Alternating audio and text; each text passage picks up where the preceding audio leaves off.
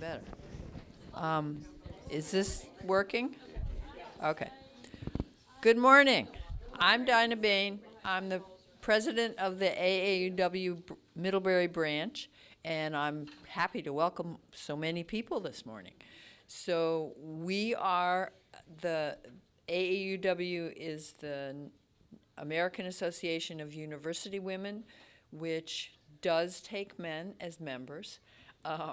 And we've been the National AAUW has been advocating for women and girls since 1881 and is continuing. And they've provided over $6 million in funding for fellowships and grants to 185 awardees in the 23-24 academic year. So it's a lot of money. We have a once-a-year fundraiser for money that goes directly to that program. So if anybody is interested in taking part in that, it's a raffle, and get in touch with any AAUW member, and we'll be glad to put you on the list. AAUW does research, campus initiatives, STEM education, public policy, legal advocacy fund, educational funding and awards, global connections, member leadership programs, and salary negotiation workshops. So they're spread all over for things that women need. And we, the Middlebury branch, have monthly meetings from September to May. The October to April, our speakers, mostly, all, in conjunction, supported by Ilsley Library, and we'll be finding new places for where they're going to be now that Ilsley will be moving. And we give awards to high school students for excellence in languages, science, and the arts, and we support Afghan girls who are attending Middlebury College. And if you have questions, the members all have name tags. And now I would like to start by saying that Matt Dickinson will be speaking, and Kathy Skubakowski will be introducing him. So I'm going to say one quick thing while Kathy takes the mic. I'm Mary Longy with the AAUW. I mentioned this before if you were here. If you haven't signed in and you'd like to know about future meetings, I just send once a month from October to April to let you know about those. If you put your name and your email address on the sheet out here, I will let you know. And I just create a sort of Friends of AAUW email list that I send as blind copies. You can always opt out of it if you don't want to get them anymore. But that way you'll know what things are coming up. And I also let you know about our raffle. Thanks, go ahead. Okay, thank you. And thank you for coming. In the spring of 2022, as part of our AAUW Ilsley Speaker Series that year on polarization, what is it and how did we get here, author, political commentator, and Middlebury College Professor of Political Science, Matt Dickinson, contributed the final talk to that series, in which he asked, polarization in America? He was questioning the widely shared assumption by journalists, politicians, and cable news pundits, as he put it, that we do live in a polarized community, or do live in a polarized country. He wanted us to examine carefully who, if anyone, was polarized, and on what issues. I remember leaving his talk that evening feeling for the first time more informed and less anxious about a charged political environment. Today,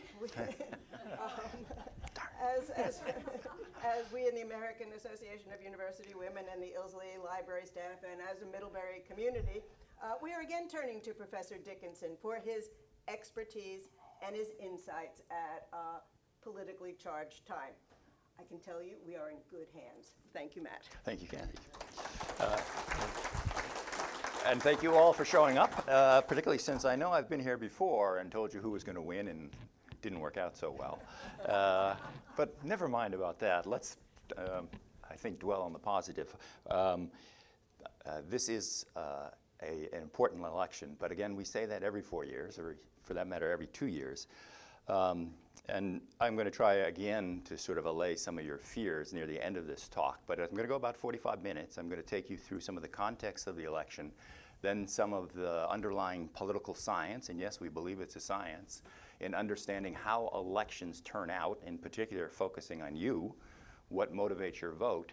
And then I'll sum up with some sort of putting this in context. I want to leave time for questions, however. And if at any point during this presentation, because those of you who have not been to one of my 40 talks so far, and I see some familiar faces, I tend to go pretty fast and I tend to throw a lot of information at you in the form of slides. So just raise your hand, say, Professor Dickinson, slow down, explain that. I'm glad to do it. Of course, time is running out. If you haven't cast a ballot yet, we're technically 3 days out before Election Day. But of course, that's somewhat misleading. We know there's been about 65 million votes already cast. The state, the darker the color, the more. That constitutes about 35 million mailed-in ballots and about 35 million in-person ballots. That is, people have actually dropped them off. By the way, if you're in Vermont, don't throw away that ballot that you've got mailed. Many of you have, I know, because I've talked to town clerks. That's your ballot. You can bring it on Election Day, but don't throw it away. So how much is 65 million? Well, we had about 150 million vote in 2020. So we're approaching about half of the vote is already in. And that number of early voting has increased dramatically through the years. I won't show you the chart. So a lot of what's happening these last 3 days is really an effort to talk directly to about half the people who haven't cast the vote yet. Of that, we think maybe 4 or 5% are truly undecided. And frankly, if you're undecided at this stage, you're probably living under a rock. And so it's going to be very hard for campaigns to get you because you probably don't pay attention to politics anyhow. So we think the die has been cast. And so what do we think it's going to come up? Keep in mind the electoral context of this election. We are in a period of maximum uncertainty, or what my colleague Mo Fiorina calls unstable majorities, by which he means R stands for Republican, D stands for Democrat. If you think of majority control of the Senate, the House, and who occupies the White House, you have 8 possible different configurations. You could have Democratic majorities, Republican majorities, or some combination thereof. Of those 8 possible combinations, since the turn of the century, we've cycled through 7 of them.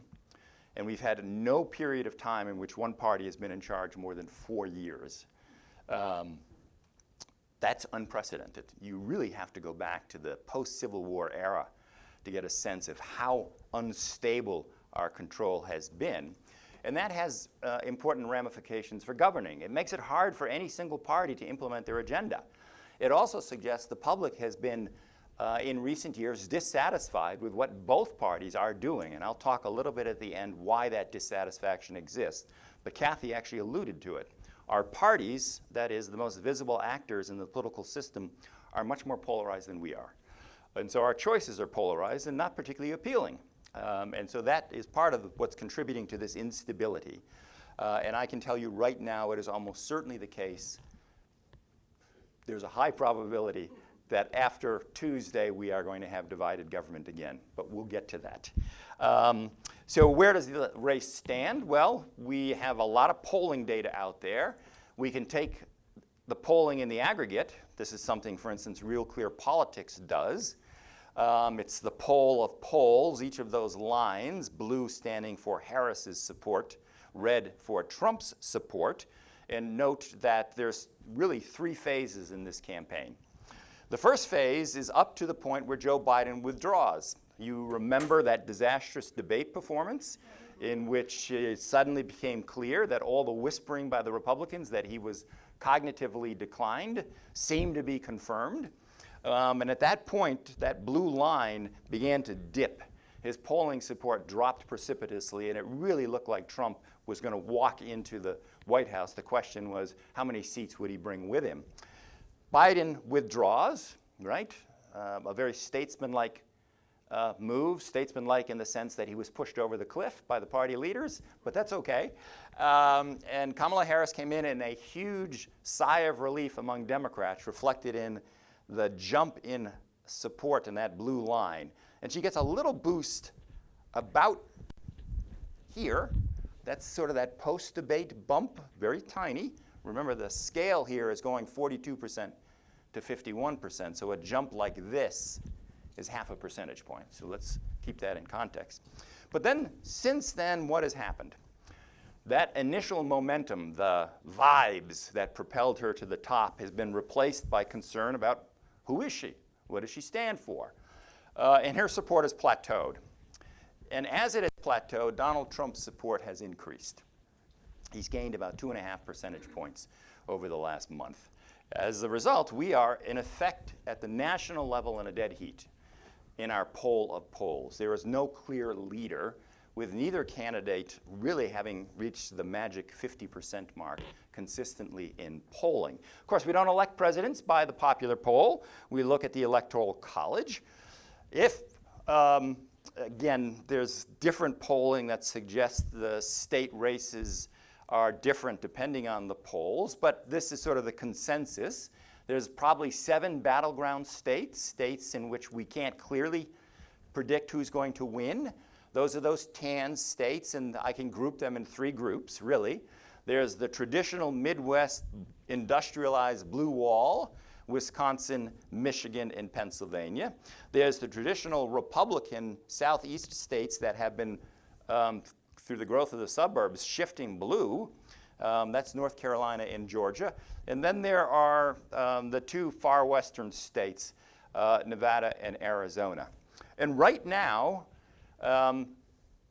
excluding the battleground states, we think Republicans have a solid 219 Electoral College votes, Democrats 226. So the election is going to come down to who can win those 93 states. Now, looking at the popular polling, and if you translate that into flipping these states, keep in mind, if there's a small movement in the popular vote towards one candidate or the other, 1%, it's likely it will flip groups of these states. And so one candidate will win all of the close states, particularly if Pennsylvania moves to Trump, he's liable to win Michigan and Wisconsin. If North Carolina or Georgia moves to Harris, she's probably likely to win them both. So you get the point here. Small movements in the popular vote, because of the way we allocate the popular vote, state by state, can have huge ramifications. So who's leading in those states right now? Again, polling suggests it's incredibly close. In 5 of the states, Trump has a razor-thin lead. In fact, of 3 of those 5 in which he's ahead, it's by less than a percentage point. In 2 of the states, Harris has a lead, but again, it's less than a percentage point. I point this out because when we extrapolate from polling to the actual voting, there's a margin of uncertainty. We're trying to infer the vote of a state based on a sample of 1,000 members of that state. So that uncertainty, that what we call the confidence interval, is bigger than the margins between these 2 candidates. Another way of saying we really don't know who's ahead in any of these states. So don't pay too much attention to whether it's red or blue. It's basically a toss-up. But hypothetically, let's assume that the polling is completely accurate, which is the wrong assumption. And we translate these into victories. Trump would be the president with 287 Electoral College votes. You need 270, right? One more than half, 269 is half. So he would have won by a razor-thin margin. That just assumes the states play out the way they stand now in the polling, but that is a huge assumption. The other thing we're keeping an eye on now is not just the presidential race, but the down-ballot races in the Senate and the House. As I pointed out, in this period of unstable majorities, control of both of those chambers is at stake. Right now, the margin of control in the Senate and in the House, House controlled by Republicans, Senate by Democrats, comes down to 1 or 2 states or a handful of houses. And one thing we know is in recent years, elections have become nationalized. What do I mean by that? 40 years ago, a vote for Becca Balint or Mark Custer, our candidates for the House, mostly turned on our perceptions of how things were going in Vermont. It was local. Increasingly, for a lot of reasons that I won't discuss now, the impact of national forces on a state race like Balint versus Custer has dwarfed the local influences. The parties have become nationalized. They've become name brands. We vote straight tickets, all Republicans, all Democrats. That's what this dotted line stands for. Don't worry about how we're measuring this, but that's the relative impact of national forces on House elections versus local forces. And you can see over time our elections have been nationalized. That means House elections, all 435, increasingly trend together. They're not just 435 different microcosms. They're all being influenced by these national trends. And one of the biggest one, the presidential vote. How do we know this? Split tickets. It used to be, and some of you are old enough to remember when you used to vote Republican president and Democratic House. And that's what we're seeing here. If you go back to 1972, that's the number of House seats in which the vote for the Democratic House member was split with a vote for a presidential Republican candidate. And in some cases, as you saw in '96, you'd have a vote for the Democratic presidential candidate, but a vote for a Republican House member. The point is you were splitting your ticket. Partisanship wasn't quite as strong. But as the Democratic Party has become universally liberal, and the Conservative Party Republican conservative, nobody bothers splitting their ticket anymore. And so by 2020, the percentage of split tickets had dropped to its lowest level since we've been actually going back to the 1950s. So the House is going to move sort of in unison based on the vote for the president and other national factors. Same with the Senate. In 2016, since we turned to popular election of the senators all the way back in 1912, for the first time in history, there were no split Senate tickets. It had never happened before. Every state that voted for a Republican president voted for a Republican senator. Every state that voted Democrat for the president voted Democrat for the senator. Never happened before. In 2020, only one state bucked that trend, Susan Collins in Maine. Collins, a Republican, retained her seat. Maine went Democratic, although one district in Maine went Republican. The point is, when we look at the House, this is the House. It looks like it's overwhelmingly red. But remember, there are more cows than people and a steer in a lot of these states, whereas the densely populated states, you have geographically smaller spaces. Every district is supposed to have about 700,000 people. So it's really very evenly balanced. Right now, Democrats only need to gain 5 seats, flip 5 seats, and they will be in the majority. But most of these seats are safe. Becca Ballant, if there's any Mark Custer fans here, I hate to tell you, but he's going to lose. The incumbency rate, re-election rate for members of the House is about 95%. The Senate is about 85%. So there's very few toss-up seats here. But there are enough to flip control. We think pure toss-ups 24, and then there's seats that lean, maybe another 20, one way or the other. So when you, and I don't do this, but there are people who go through each district and try to estimate what's likely to happen. There are the predictions from Republicans expanding by flipping 5 seats to Democrats regaining control by flipping up to 10 seats. So control of the House is on a knife edge, right? Presidential race is close, control of the House is close. How about the Senate? Currently, the Democrats control the Senate with 51 seats, but that includes 3 independents, including our own Bernie Sanders, who's up for re-election. I don't know how many of you saw his spirited debate with DePloy Malloy. I don't think he's going to lose either, folks. But again, I don't want to prejudice any of you who haven't voted. So 49 Republicans. As you know, only a third of the Senate, unlike the full House, is up for election in any 2-year period. There's a special election in Nebraska, so there's 34 seats up. 23 of them are being defended by Democrats or independents. The Republicans can retake control with a net gain of 2 seats, or if they win the presidency, 1 seat.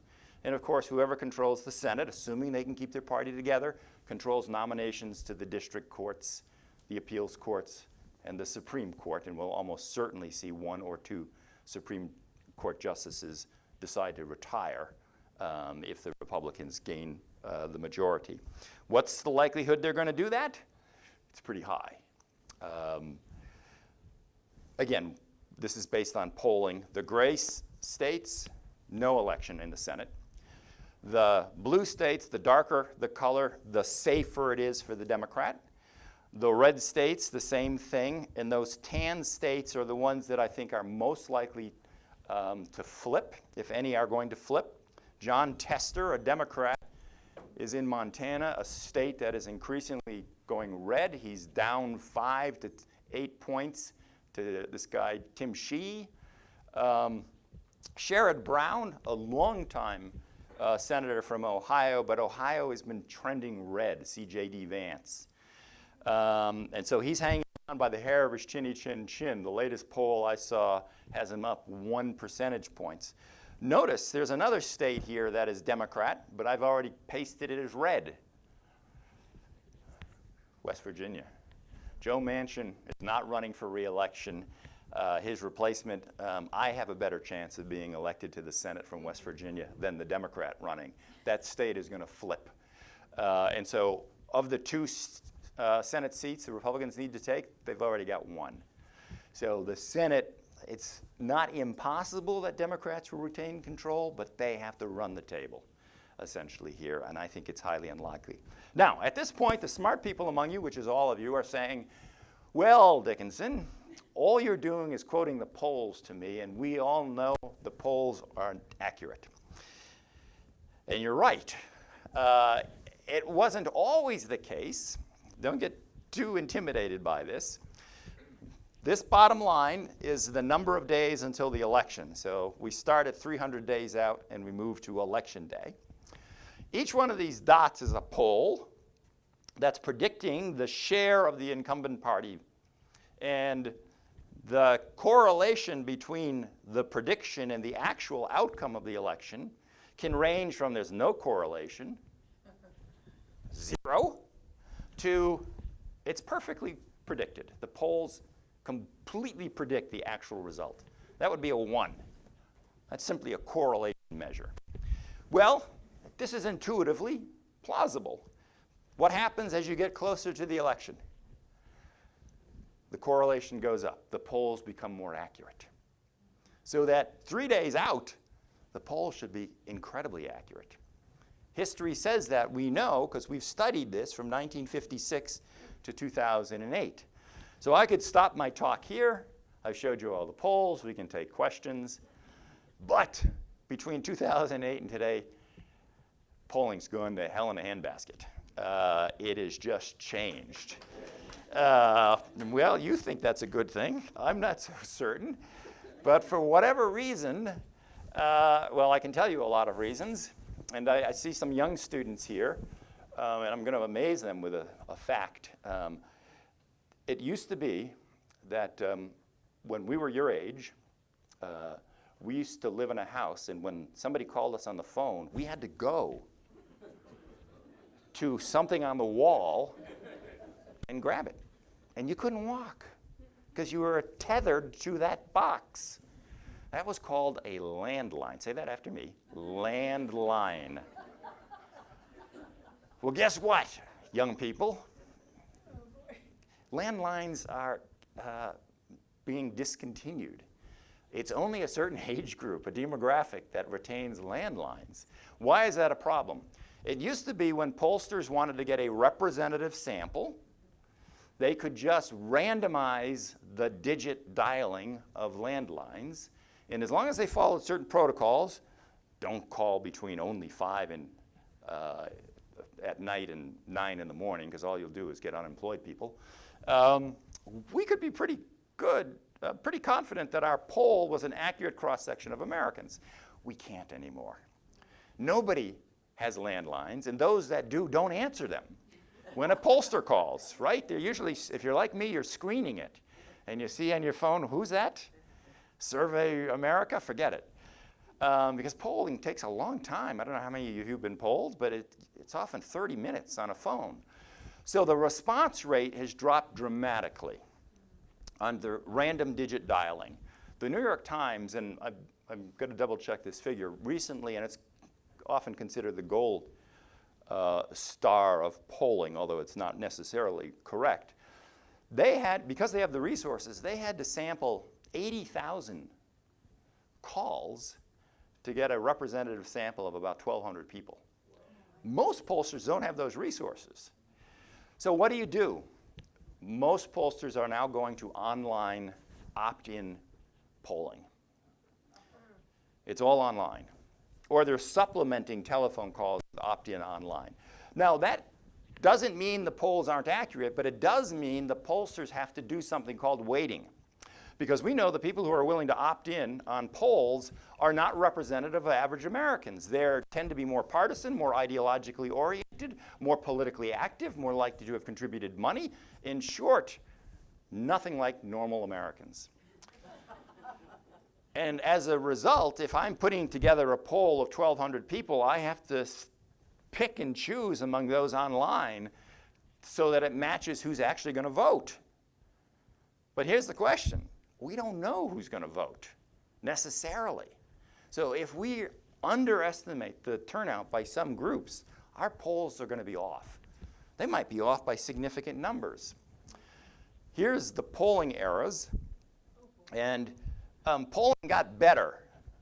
The initial polls, they used the different methodologies, so don't worry about that. But polls generally got pretty good. Yeah, there were some misses. But in recent years, the polls have been off in 2016 and 2020.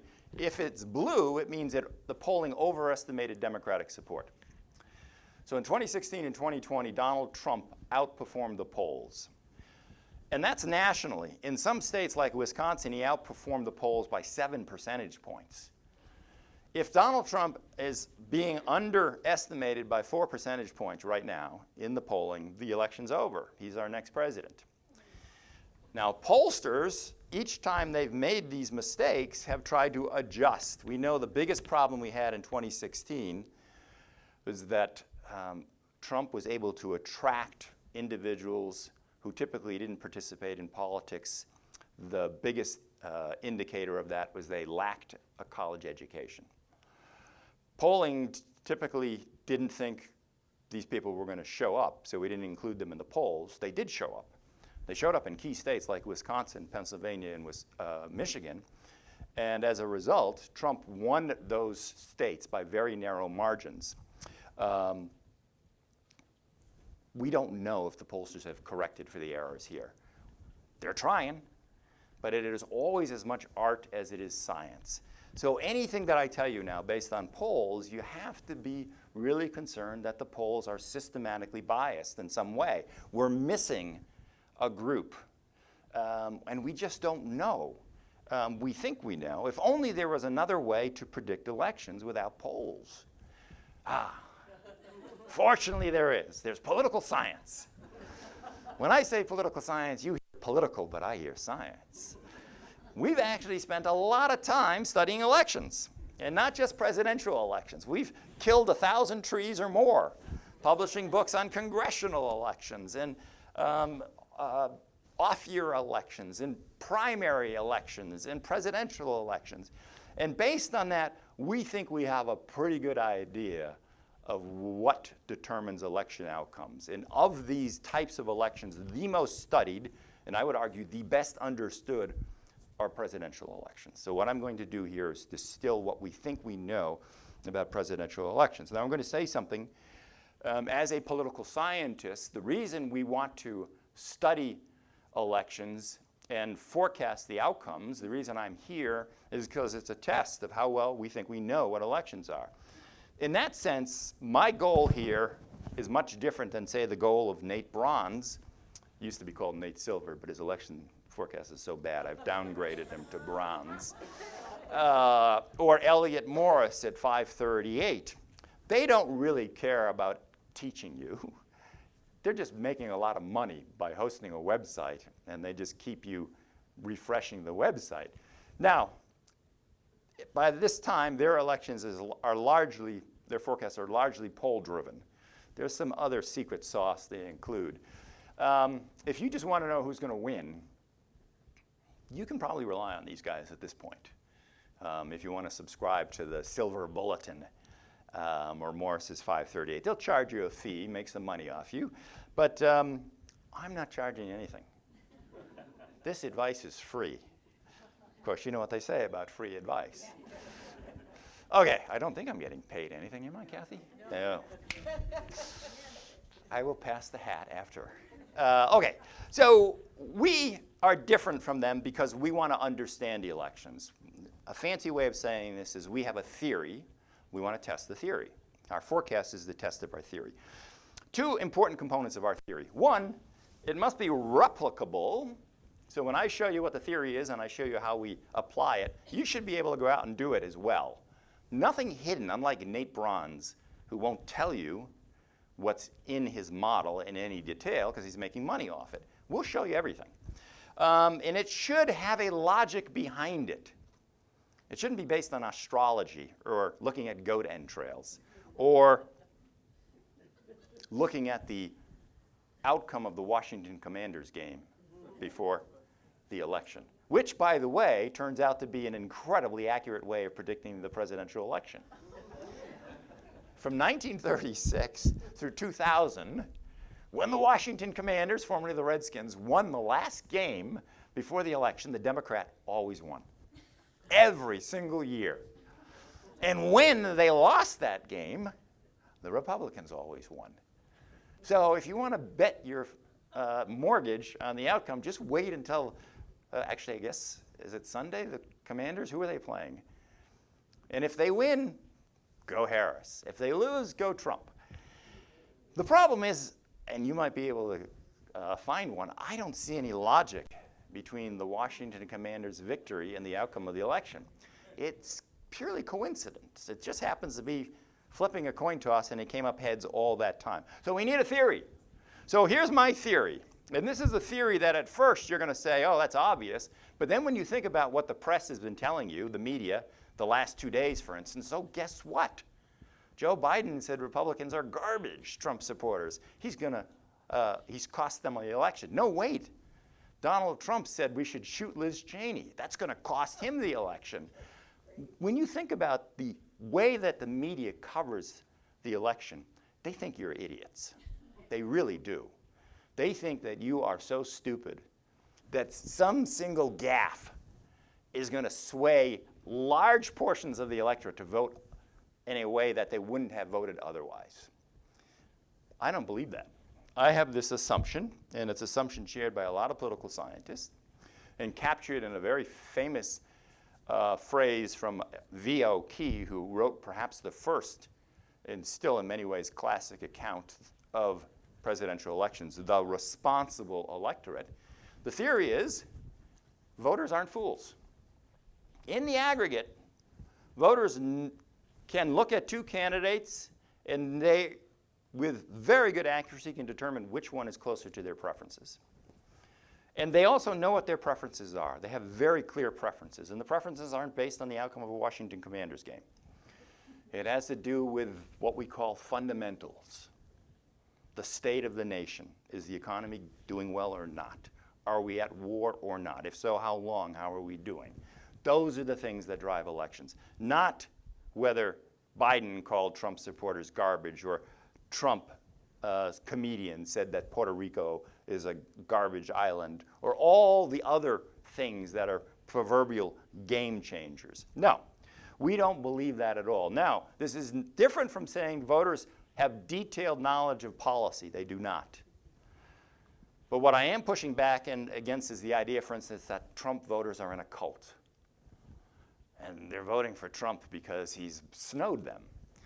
That's not true. And I will show you data on this. All right. So here's the theory that drives our understanding of presidential elections. Voters in the aggregate are rational. They support the candidate who they view as closest to their policy preferences. That means they can differentiate between the policy positions of a Harris versus a Trump. Not in detail, but they can tell us who's farther left, who's farther right. They can do that. And that's really all you need to know in a choice between two people, right? What are my preferences? Which one of the candidates is closer to them? Generally speaking, they act retrospectively, and they vote sociotropically. What does that mean? Retrospectively means in choosing between two candidates, the first rule of thumb is which candidate has been in power most recently and how did things go? And then based on that, that's going to influence our decision in part by thinking, well, how will things go if I reward that candidate or that candidate's party, or if I switch? So we use past performance to predict future behavior. And we do so looking at the fundamentals of past behavior. And those fundamentals are just a few factors. Macroeconomic conditions. So we don't look at how am I doing, but how is the country doing economically? That's sociotropic voting. Fancy word for just saying I'm interested in the broader picture here. Is the nation at war or peace? How long have we been at war? There's always a rally around the flag effect when we first get involved, but as the war drags on and casualties mount, support tends to drop. We know the biggest single cue on how people are going to vote is partisan distribution. 97% of Democrats are going to vote for Harris, 97% of Republicans for Trump. But here's the kicker that a lot of people don't realize. People often choose at the margins their partisan identification based on who they're going to vote for. So there's a lot of people who are on the knife edge. They lean one way or the other, but they say, I'm going to vote for Trump, so for the purposes of the pollster asking me what party I belong to, I'm going to say Republican. So the causal arrow is likely to go as much from party ID to candidate as it is candidate to party ID for at least a portion of the public. But if we can talk about partisan identification, that tells us how the vote's going to go. And finally, Americans distrust in this current era having one party in control of the White House for too long. About 3 terms is as long as we've been able to allow one party to control. And then we generally want to try to switch parties. So the length of time the incumbent party is controlled. These are really all we look at in predicting an outcome. That's it. Now, the point I'm trying to make here is fundamentals are in place Labor Day for the most part. So I'm going to show you a bunch of fundamentals-based forecasts. All of them were made by September 1st. None of them have changed. Polls, although they're increasingly accurate, are fluctuating all the time. So the fluctuations get smaller the closer we get to the election. But they're affected by debates, by advertising, by gaffes, by the so-called October surprises. So not only do they not have a theory, they're more subject to short-term forces. Our election forecasts are not. Here's an example of an election forecast. This is called the bread and peace model. It's based on linear regression. You all remember your algebra class? No. Remember how to define a line? Okay, that's all this is based on. Let me just walk you through this. Each one of these black dots is an election. This is the share of the incumbent party's vote, two-party, so we throw out third parties.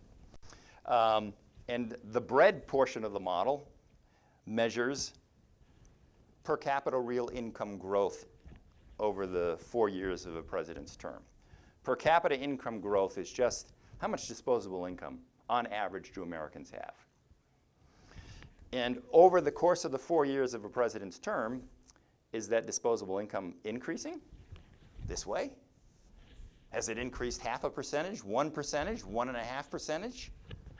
Or did it decrease? Did Americans' disposable income decrease by 0.5%, 1? Now, is there any relationship between disposable income, here's your first quiz on this chart, the growth of disposable income and the share of the vote that the incumbent party gets? Yes! That's your high school algebra. You thought Miss Grundy was wasting your time teaching. Little did you know, she was giving you insight into presidential elections. In fact, we can fit a line through regression analysis that purports to tell us the relationship between disposable income and the share of the two-party vote. As income goes up, the incumbent party does better. It's a pretty good relationship. Look at that. That's pretty good. I'm going to just sit here and let the applause ride over me. No, it's not a perfect prediction. In fact, there were 2 elections in which, even though the economy said they should have received over 55% of the vote, in '68, the incumbent, Hubert Humphrey, got about 49% of the vote, and in '52, the incumbent, Adlai Stevenson, got far below that, 45, of the 2-party vote. What happened in those 2 years? Wars. So regression would say we need another factor in here, and that's where the peace portion comes in. And he measures this. This is a political scientist named Doug Hibbs, by casualties. I didn't include that there, but presumably if you included casualties, you'd account for this. So you see how a fundamentals model works? It basically says Americans, in the end, when they vote on just a few very fundamental factors that get at the shape of the world as it pertains to the United States. That's it. All the models that I'm going to show you are based on this. Now, this immediately must raise a question to you, and the question is, why bother campaigning? Right? If everything's set in stone by September, why bother spending all this time and money trying to rally the troops? It turns out campaigns are crucial. And the reason they're crucial is because a lot of Americans don't really know what the fundamentals are until somebody tells them. And that's what campaigns do. Campaigns make these factors salient to you. Donald Trump says, under 4 years of Harris-Biden, are you better off today than you were 4 years ago? That's his closing speech. That's an effort to get you to think about the fundamentals. And Harris is doing the same thing. Now, if the fundamentals don't work in your favor, you might want to change the frame of the campaign and say, I'm not going to talk about the economy. I'm going to talk about abortion, democracy, January 6th. So the assumption we make in all of these is that the candidates are going to, because they're spending millions of dollars, and they've hired the best consultants in the world, they're going to run the most effective campaign based on the fundamentals they can. And so the campaigns kind of negate each other. So we just ignore them. And we just go right to the fundamentals. But you should not be misled into thinking campaigns don't matter. We're saying they matter a lot, but that they kind of matter because they go back to the fundamentals. So what are the most important issues right now? Clearly, it's the economy, when asked what's extremely important or very important, but also democracy. Trump's running on this. Harris is running on this. Supreme Court justices, immigration, education. Notice what is less important. Abortion. But she's gambling that in key states that have abortion on a referendum, that might be enough to bring Democrats out. Note, Democrats' concerns are slightly different than Republicans. People who say they're supporting Trump, 93% of registered voters who say they're going to vote for Trump say the economy is important. 68%. So Harris supporters are a little less concerned about that. What are they concerned about? Health care, Supreme Court appointments. Abortion is about equally as important as the economy. What are Trump supporters concerned about besides that? Immigration. So both sides are trying to mobilize their base, campaigning on the issues, the fundamentals that they think are helping them. Harris is kind of thinking the economy is not her strongest suit. She's not ignoring it, but she's also bringing in these other things. All right. So why can we accurately forecast an election outcome on Labor Day? Because campaigns are reminding voters of the fundamentals, and assuming both candidates choose the correct strategy, which is not always the case, we can make a reasonable prediction. I'm going to skip that. So let me give you an example. 2020, I came here, gave you a prediction of how the election was going to turn out. Was I right? It wasn't our best prediction. We predicted Biden would win 52.3% of the vote. We predicted he'd win 54.8%. He won 52. So we were off by 2.5 percentage points. That's actually off by a lot in our models. If you think about the Electoral College, we predicted he'd win 319. He won 306. So we got the outcome right.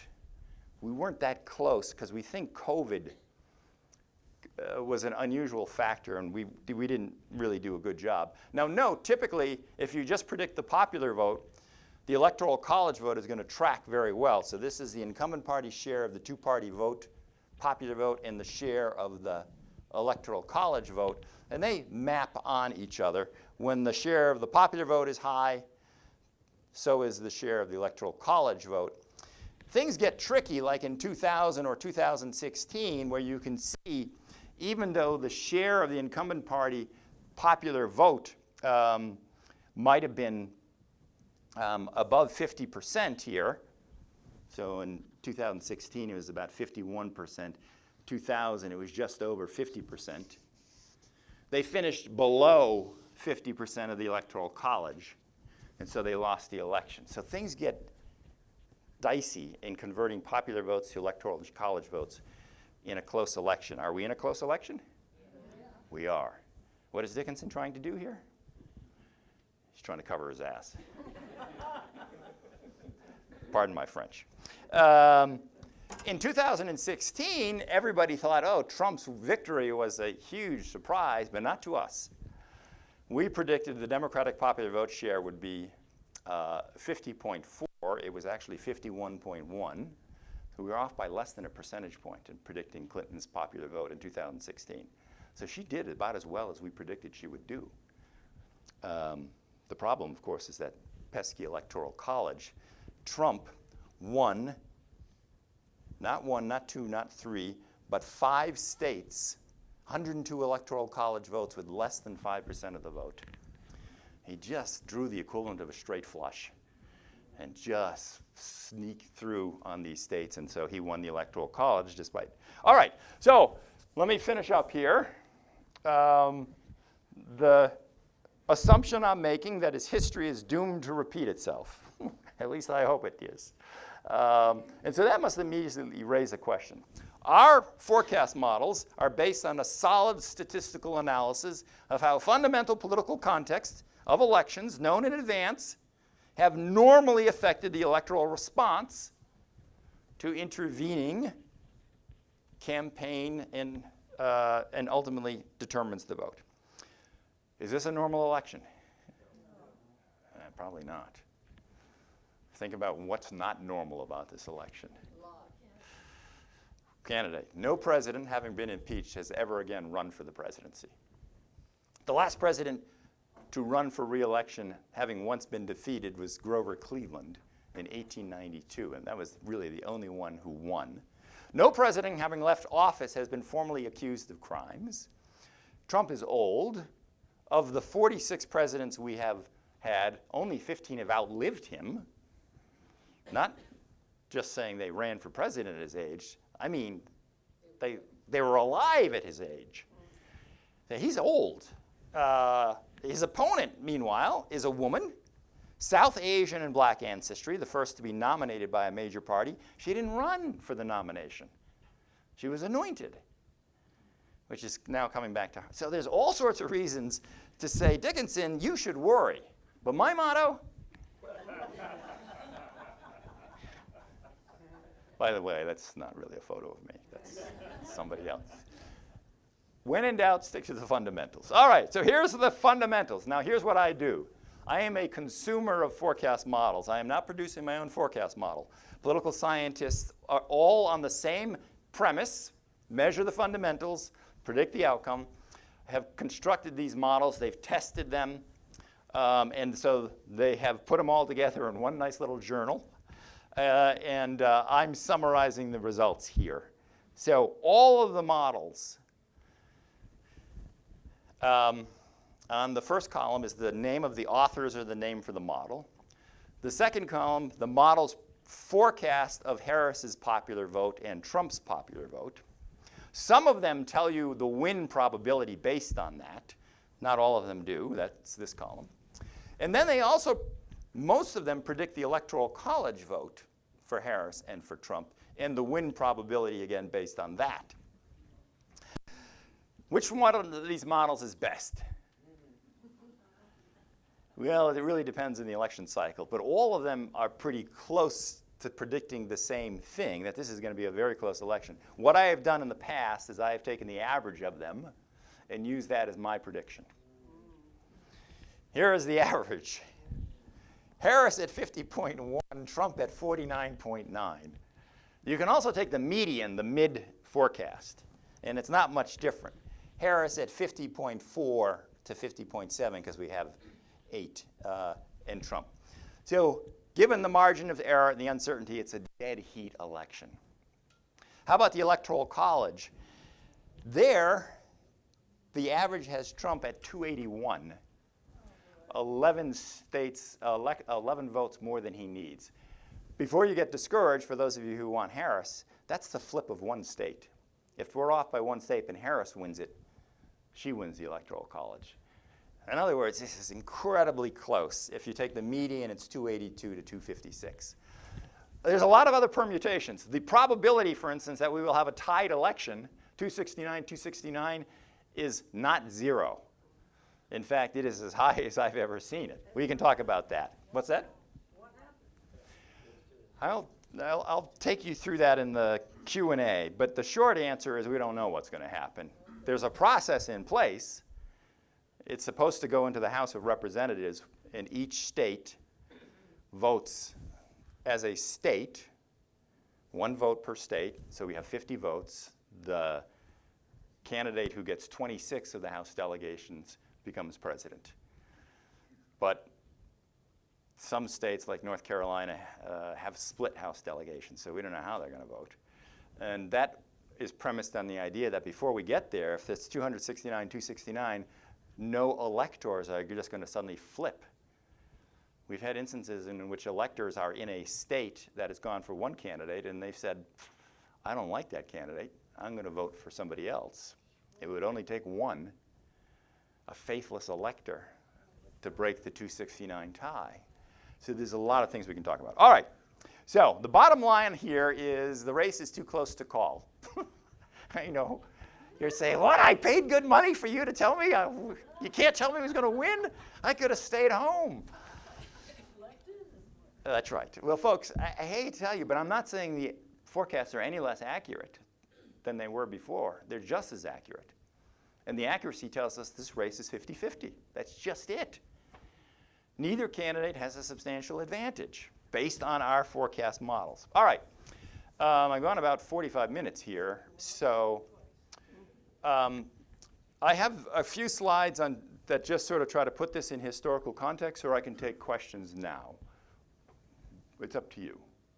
Do both. Okay. So very quickly, the other thing we're interested in is this is one election. It's the third one in which Trump is involved.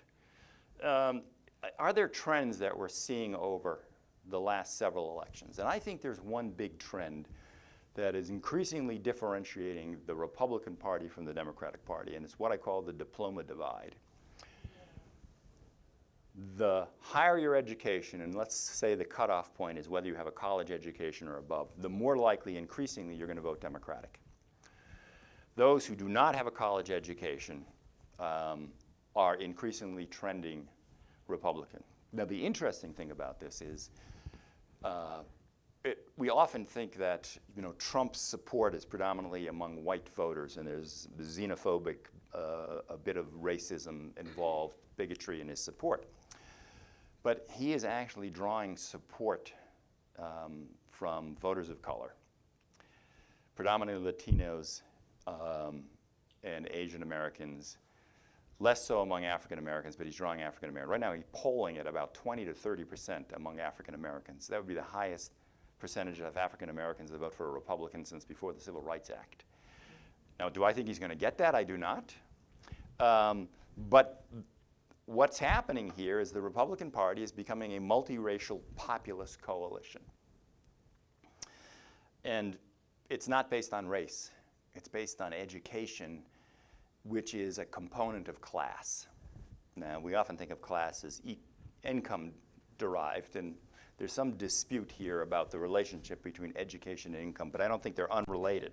So when we look at from 1952 to, this is, oh, I got cut off, darn. 2016. Yeah, but I think I had a 2020. You're gonna have to take my word for it.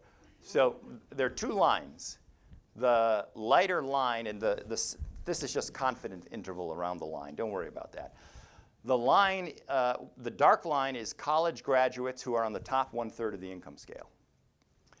This one is not college graduates at the bottom 2/3 of the income scale. And over time, you can see in Democratic-leaning states, Republican-leaning states, and swing states, the general trend, it's not uniform, but among the college grads, the support for the Democratic vote candidate has been going up. Now, in Democratic states, among the lower third, it's remained stable. But in Republican states, the support has dropped among the lower third, and it would continue to do so had I carried these out, as the same as the swing states. So this long-term trend is that these people are increasingly voting Republican, and these people are increasingly voting Democratic. And since at least 2012, Democratic House vote has declined among working class as well. But note, this is all non-college voters. So it's hard to tell here, all non-college voters, but it's this thing here. But then non-college black voters, non-college Latino voters, non-college Asian voters, and non-college white voters, all of them have different levels of support for the Democrats, but all of them show unmistakable small movement in the House votes away from the Democratic Party. And if we look at 2024, the biggest single gap between supporters of Harris and Trump in two different polls, Harris and Trump, is when we move to education. Those with a bachelor's degree or higher, 61 to 35 supporting Harris. Those without a bachelor's degree, Trump, 56-38. Same thing here. Non-college grad, Trump, 55-39. College grad, Harris, 60-36. So that is the biggest divide in American politics today. It's not race, it's class, based as signified by education. Something's happening that's dividing us among people who go to college and those who don't. How much of this is self-selection? How much of it is, geez, after 4 years of $80,000 at Middlebury, I've been thoroughly indoctrinated. I've come out, I went in as a rational person, I took Dickinson's class, I came out as a tree-hugging eco-terrorist, limousine, Prius driving, latte sipping, baby killing, radical. Yes? I'm wondering about the factor of blatant misinformation. Yeah. We have worried about that. We know people's perception of the economy is increasingly looked at through their partisan lens. But so far, actual measures of the economy and not people's perception of it has proved a more reliable indicator. And we think it's because when you ask people, how do you think the economy's going? They'll lie based on their partisanship. But then when they get into the voting booth, they remember, geez, yesterday gasoline was $3.80. And it used to be $3.20 a gallon. Or the cost of eggs at the store has gone up. And when they talk with other people, that's still driving their vote. Okay. By the way, white Democrats are moving left. Republicans, white Republicans, slightly conservative. Hispanics and blacks are moderates. And so if you're wondering why Trump is attracting blacks and Latinos, it's because it's a choice. It's not so much they love Trump, but what's the alternative? It's a party whose most active members, white Democrats, are increasingly liberal. And so, geez, the distance to here and the distance to here, it's almost the same. So that's part of the problem. The white Democrats they've moved left and become the party that's pushing cultural issues, they're beginning to lose lower educated Hispanics and blacks who are not that interested in those issues. And blacks in particular are some of the most culturally conservative voters we have. Now, there's still strong attachment to Democrats from the civil rights movement, but it's not clear that's going to survive if the Democratic Party continues to move left on these issues. So Trump is drawing voters of color, but particularly those with less formal education. This is from 2016 to 2024. In that period, the margin of support among Hispanic college grads for Democrats has declined from a 33% margin to 27%. But among Hispanics who don't have a college education, 41% in 2016, the difference between Clinton's support and Trump, that's dropped to 16%. Same thing with black college grads and black non-college grads, although the education difference. And again, this is from the actual support. So Hillary Clinton won blacks by 83 to 87%. Trump right now has cut that margin by 20%. Blacks are still going to vote for Harris, but if the polls are right, Trump has sliced into that by 20% support. So the question on Tuesday, can Harris run up bigger margins for Democrats among the college educated compared to the widening margin of support for Trump among the working class? That will be it. In the last 3 days, here's what you shouldn't pay any attention to. Anybody who says, I'd like to have a beer with candidate A or candidate B, like The View, don't watch The View.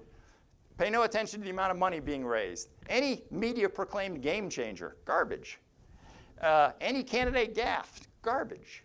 Anything written anywhere by any pundit. Anything said anywhere by any cable news talking head. Ignore them. Ignore them. And finally, do you want to affect the outcome of the election? We know from science the most effective way to get somebody to vote is knock on the door. So phone bank. Get in your parents' car or your daughter's son's car. Drive to one of these battleground states. Start knocking on doors. That'll be the single most important thing you can do between now and Election Day to affect the outcome. All right, I went on a little longer than I had thought. Questions? Yes, please.